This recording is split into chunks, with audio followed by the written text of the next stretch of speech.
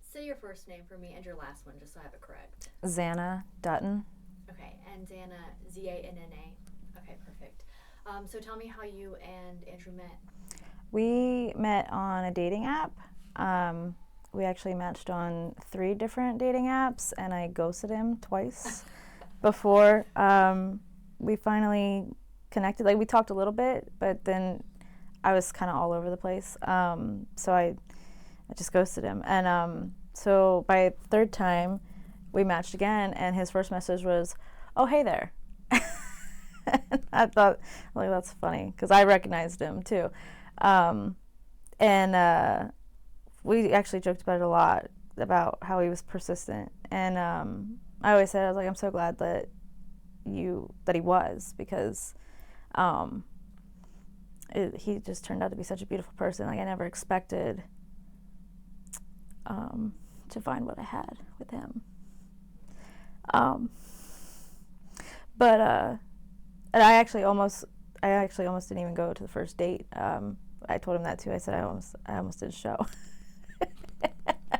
But I'm really glad that I did. So. Yeah. How long did you guys have together? It was a while. I haven't been disclosing the full amount of time. No problem. What struck you most about him? What was it that you, can I say, you fell in love with? Yeah. What was it that you fell in love with? How well he listened to me. A lot of my life I haven't felt very seen or very heard or understood, and he would remember little details about things that I told him, and I always felt very heard and very validated by him. Like, there would be things that I would tell him that I would completely forget that I told him, and he would remember, and I would tell him again. He'd be like, "Oh yeah, you told me that." And when, but so it just always made me feel really good that, like, he paid attention to every word that I said. He cared about my thoughts and my opinions, and that was something that I hadn't had much of before. Yeah, that's really special. It was. What do you think you're gonna miss most? He was my best friend. We talked about everything.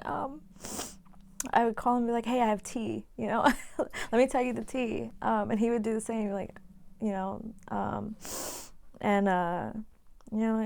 I could tell him anything and not feel judged. And I just loved how well he listened to me, and he just made me feel so good. With him being a police officer, you can take him. It sounds like he was really incredible. He was. I'm so sorry for that. I know this is not easy, and I know it's gonna come and go.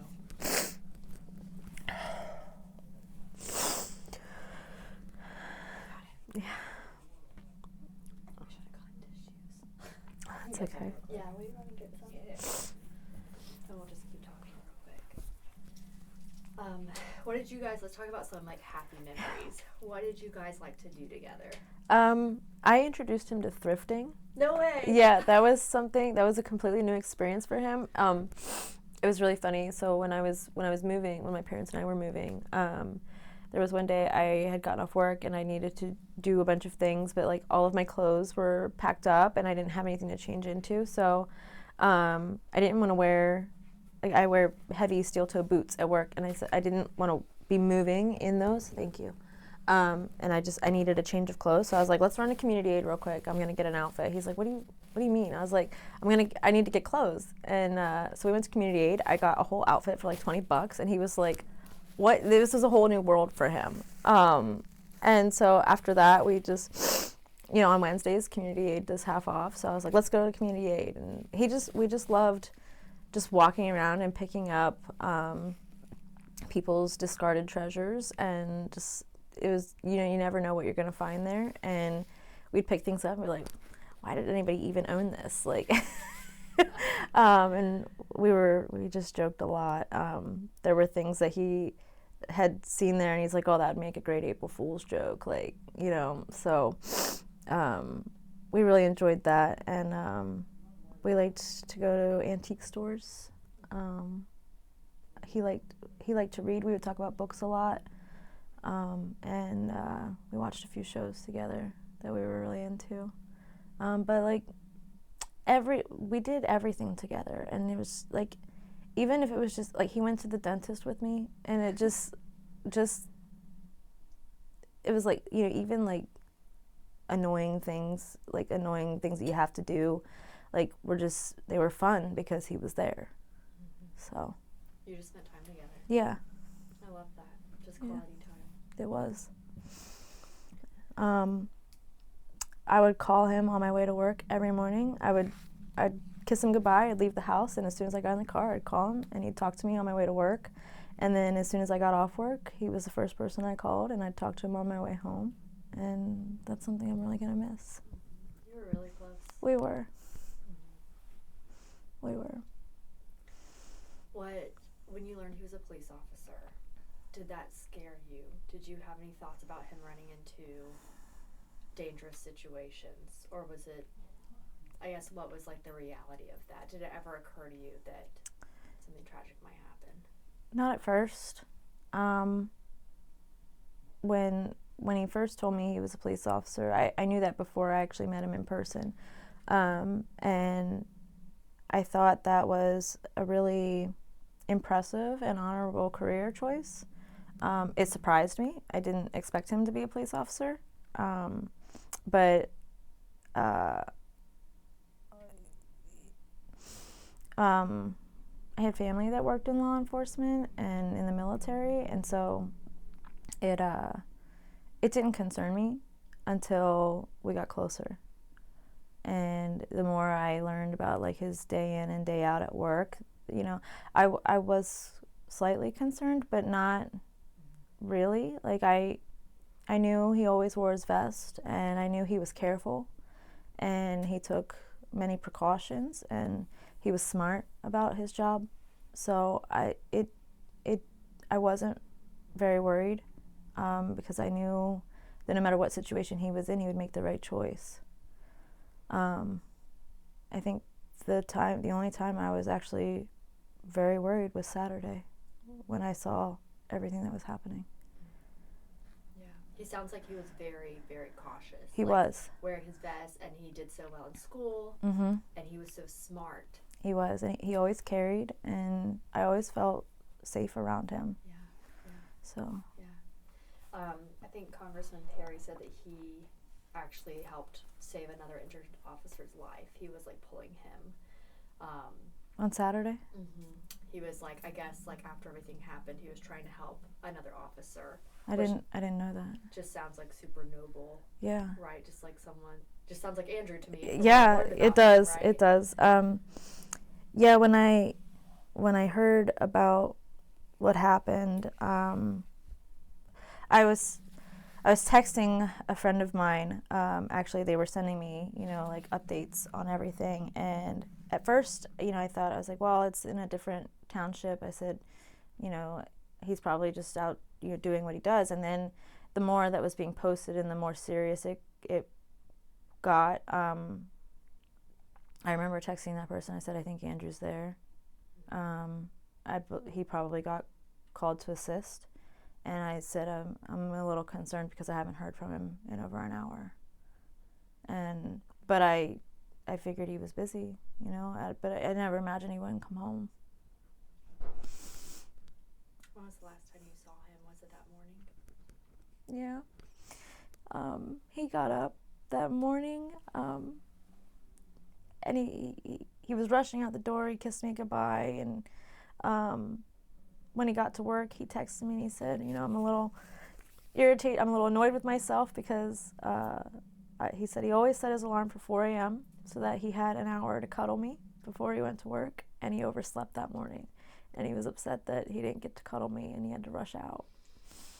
And I said, that's really sweet, and you'll just have to make up for it tonight. and he said he was looking forward to it. Yeah, he really cared about you. Yeah, that was one of the last conversations we had. Sorry, you can continue. Oh no, he sent me a selfie at 10:41. That was the last selfie I got, and from everything that I've been reading, the events started at 10:46. That was like his last opportunity to be in contact with you.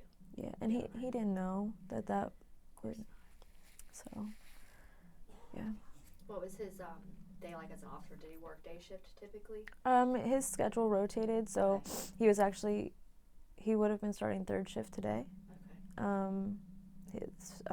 This past weekend would have been his last weekend on first for a month. Mm-hmm. So he would have done a month of third and then gone back to first. Gotcha. Okay, so they did that rotation. Yeah. What do you want people to remember about him? As I know that's like you probably want to stay away from a lot of the news, but also want updates about what things that are happening and stuff. What do you want people to remember when they talk about him? I just want them to know that Andrew made a conscious effort to make sure that everybody that he cared about knew that he cared about them. Everybody that he loved knew that he loved them. And that he really was like the perfect partner.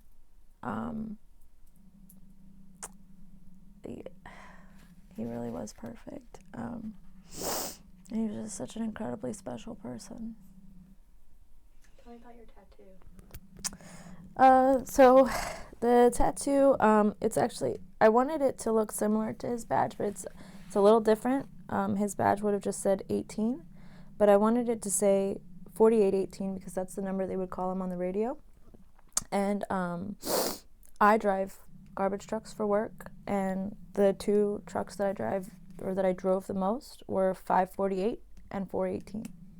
So we always thought that was an odd coincidence because they call me 48 or 18 on the radio, and that's what he's called on the radio, is 4818. So I wanted to include the 48 because it was significant. But I really wanted a tribute to him. He didn't have any tattoos, but he liked mine. I have a few others, and he always thought, he's like, it might be nice. It might be neat to have a tattoo, but I don't know what I'd get. But Eve did such a great job on it, and I'm so grateful to her to come in on her day off and do that for me. That was just like, you knew you wanted to do that? Yeah, right away. I had mentioned it to friends at the vigil, and I joked, I said, hey, I'm taking donations for a tattoo, and they said, well, hold on, we might know some people, so. Tell me about that experience, because you felt like he was there with you when you were getting that.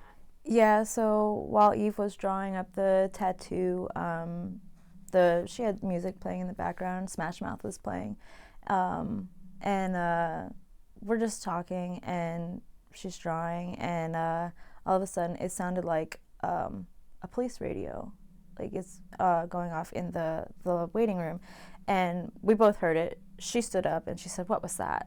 And we could hear a male voice, but at first we couldn't hear what it was saying, and she said, that sounded like a police radio. And when she turned around and looked at me, I had tears in my eyes. I said, that sounded like Andrew. And later, after she was done with the tattoo and I left, she pulled the security footage, and she was able to listen to it, and it's on the security footage, and everybody that's listened to it says it sounds like he's saying, don't worry, we got you. And it was funny because he and I would joke about how kind of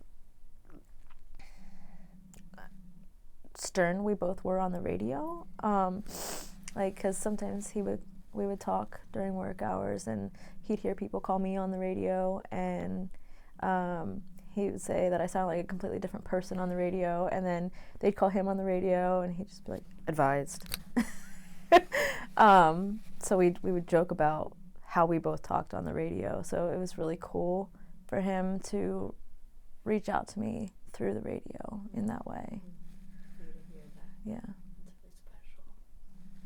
Is there anything else I haven't asked you that you want to add? I don't think so. Just that he's going to be incredibly missed. This is a profound loss. My whole world's been turned upside down. We had a really bright future planned. We were making lots of plans, and it's just gone. And but I know that he did what he felt was right, and he would probably be very overwhelmed by all of this attention because he was very private. But